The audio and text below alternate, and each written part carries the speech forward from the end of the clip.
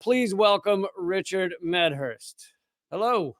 Hi, Lee. Thanks for having me on. Yeah. Hey, Rich. How you been? Israel's Yeah, attacked, but they've attacked four countries over the past 2 days. Uh, the one hit on Egypt was supposedly accidental, right. but something tells me it was a shot across the bow to tell Egypt to stay in line. But Exactly. yeah, talk a bit about that. Yeah. I'll just add one thing. I don't.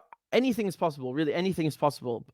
So it is maybe true that Israel knew something was going to happen and they let it happen.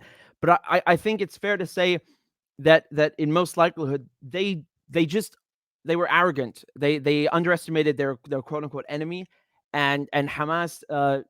Just this was a massive intelligence and military victory for Hamas and a failure on Israel's part. Just like the Tet offensive in the Vietnam War. Also caught the Americans by surprise. It happens.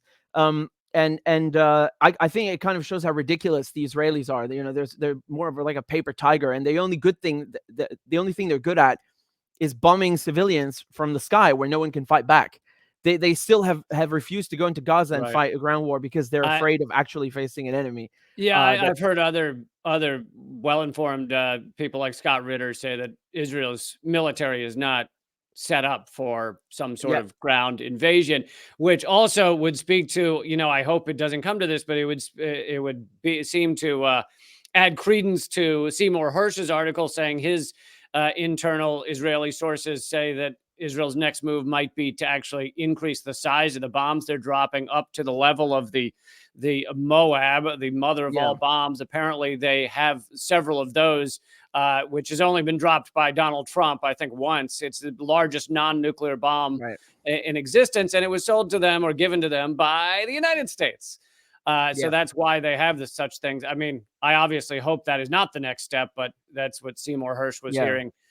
I mean, But anyway, back to the regional aspects. yeah, the thing is that the Israelis, they are not the same as they were like in 20 years ago or at the end of the 20th century, because um, as they have gotten weaker, the resistance axis. So these are the countries like Iran, Iraq. So when I say Iraq, I mean the Popular Mobilization Forces, the PMF, Syria, Yemen, and even Venezuela. Some people include Venezuela. So um, the and of course this includes Hezbollah in Lebanon, and it includes Hamas and the other Palestinian resistance groups.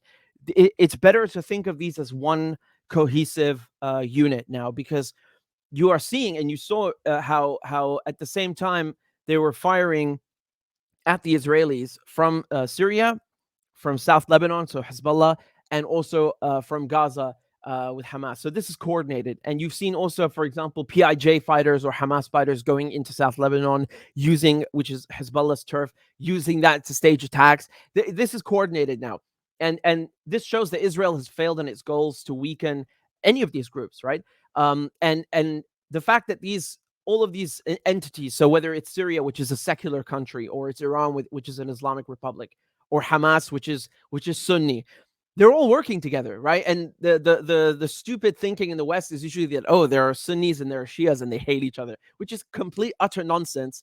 And this is proven by the fact that Iran works with Hamas. Hamas is Sunni, right? So if there's beef between these two factions, why would they work together? So I just wanted to underscore that. But this is very problematic for Israel, because now they could be stretched between three fronts at a moment's notice, and they are being stretched because they had to send forces up to the north to deal with Hezbollah. And while dealing with Hezbollah, they managed to, of course, kill some a Reuters journalist and injure others, which is we should all applaud them for this brilliant brilliant military achievement. Yeah. So even the Houthis in Yemen were firing rockets, and in Iraq, the Popular Mobilization Forces, the PMU or PMF, they attacked American bases.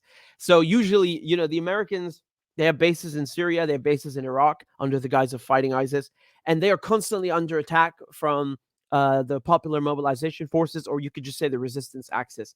And now they've stepped up these attacks, and if the United States decides to do anything foolish and support Israel, I mean, for me, honestly, what's happening now is already way past the limit. I don't even understand what they're waiting for. Hezbollah and Syria and Iran, because the moment to help Gaza already passed.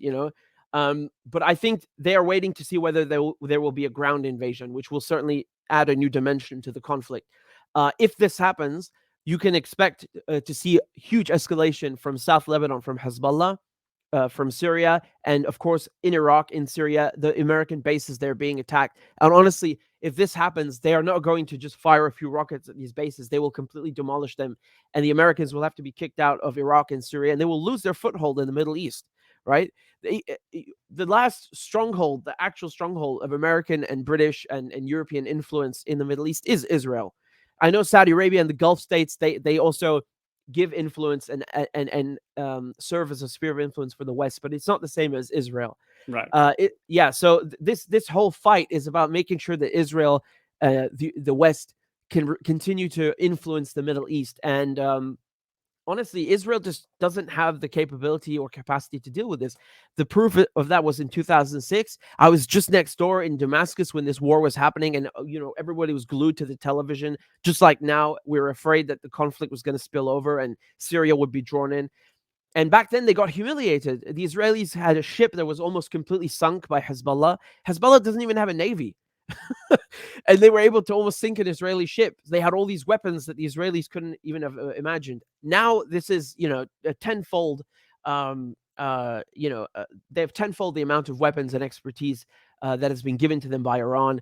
They have ATGMs. They have all sorts of drones. They were even flying a drone over the Israeli nuclear facility in Dimona a few years ago, and the Israelis didn't even know about this. So there are many, many things, many cards under Hezbollah's sleeve that we haven't even seen. And Hamas going in on October 7th showed once again the Israelis, they're just not prepared to deal with anything on the ground.